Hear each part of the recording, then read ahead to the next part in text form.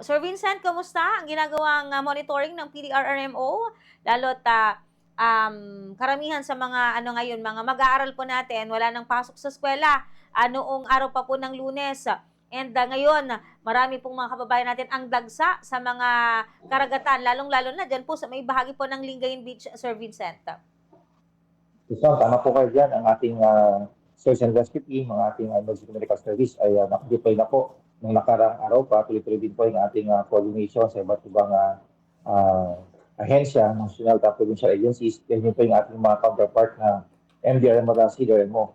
Yung ating operations center ay nag-shift na to into emergency operation center. So, tuloy-tuloy po yung aming monitoring sa iba't ibang lugar dito po sa ating lalawigan. Ayan. Sir Vincent, kamusta? For the past few days, meron na bang naitala ng mga newly droning incident? Dyan po sa mga minumonitor po nating karagatan sa ating probinsya? So far naman, base naman po sa aming monitoring at sa mga pinapadala po na situational report ng aming mga counterpart, ay wala pa naman po tayong naitala na drowning at or near drowning incident po dito sa ating lalawigan. Sir Vincent, kamusta pala yung pagbabantay din po natin? Kasi alam naman po natin na hindi ganoon kadami ang mga empleyado o yung mga PDRRMO officials and of course even the MDRRMOs and CDRRMOs sa iba't ibang probinsya po ng ating sa iba't ibang bayan ng ating probinsya. So paano po yung pag-monitor po natin sa mga resort, yung mga may swimming pool and sa mga kailugan po natin, Sir Vincent, paano po natin na monitor ito pong mga lugar po na ito sa ngayon? Yes po, actually, isa po yan sa mga tinalakan namin during PIDRA noong nakaraang linggo. Pinatawag po natin dyan yung ating 14 coastal municipalities. Base na rin po doon sa ating mga monitoring sa kanila.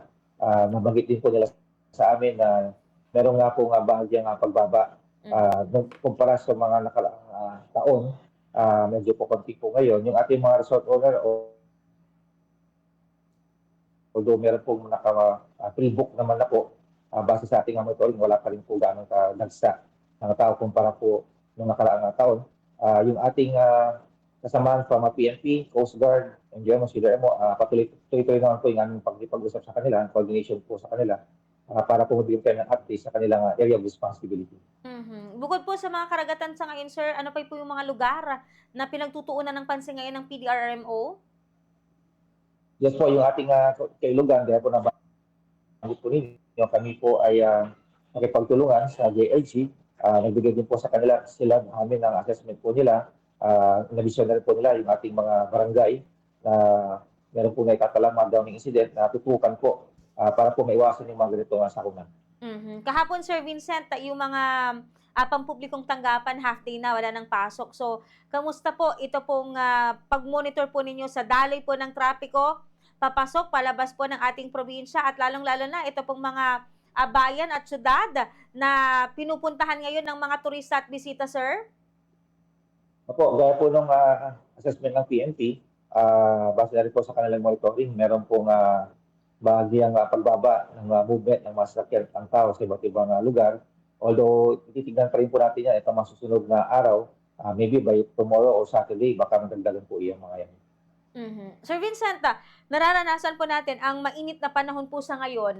Ano po yung mga may papayo po ng PDRMO, especially dito po sa mga nag-aalay lakad, na pupuntahan, bibisita po sa mga simbahan at mga religious sites sa ating probinsya sa pamamagitan po ng paglalakad, sir? Yes po, tama po kayo dyan. Inasahan po natin na maaari pa pong tumaas ang ating heat index. For this year naman po, meron tayong naitala na 43 degrees Celsius. So ito po so far yung pinakamataas itong taon na to. Sa ating mga kababayan na lalabas po sa kanilang mga tahanan, lagi pong uminom ng tubig po.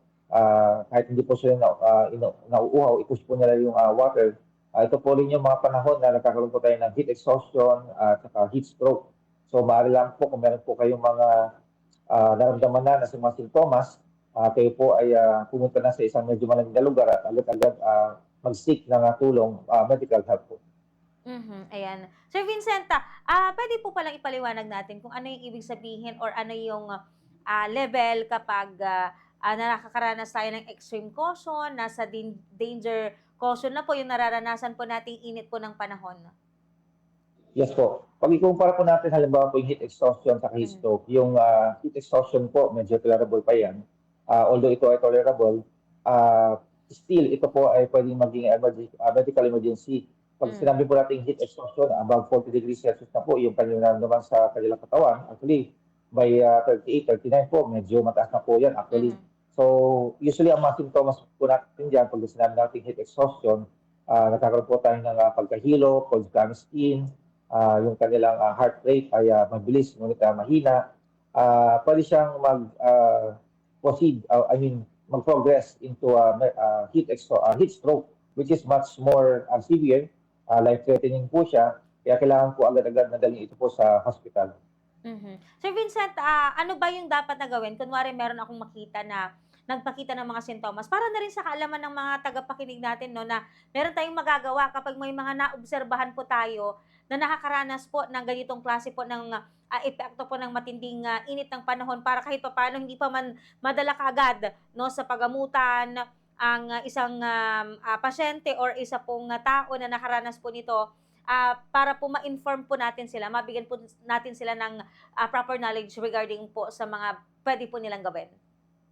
Yes, ma'am, magandang katanungan po yan actually, ma'am. Mhm. Kapag kayo po ay nakakita ng sintomas na ang pasyente ay nagkakaroon ng sintomas ng heat exhaustion, dalhin niyo po ito sa isang malamig na lugar o lilim na lugar kung kayo po ay nasa labas. Medyo ilusin niyo po yung kanilang clothing, yung kanilang mga damit. I-monitor po nila yung kanilang vital signs at i-check din po nila kung ito ay nahihirapan na huminga. Kung ito ay nahihirapan huminga, huwag niyo po ito agad-agad painumin ng tubig. So, i-monitor niyo po ito within 30 minutes. Kung hindi po nag-improve yung kanyang condition, dalhin niyo na po ito sa isang hospital. Mhm. Sir Vincent, ang PDRMO ba, tumaas ba yung bilang ng mga natutugunan ng, mga, indibidwal na nagkakaranas ng heat stroke, heat exhaustion o heat cramps, sa mga nakalipas po na linggo, sir? So far ma'am, wala pa po kami naitala ng mga ganyang kaso. Base na rin po sa monitoring ng Provincial Health Office po. Mhm. Meron pong ilan lamang po, isa o dalawa po lamang ito. Pero kino-confirm pa nila kung ito po ba heat exhaustion or stroke. Kung ito po ikukumpara ng mga nakarang taon, so far ito pong taon na to ay medyo mababa naman.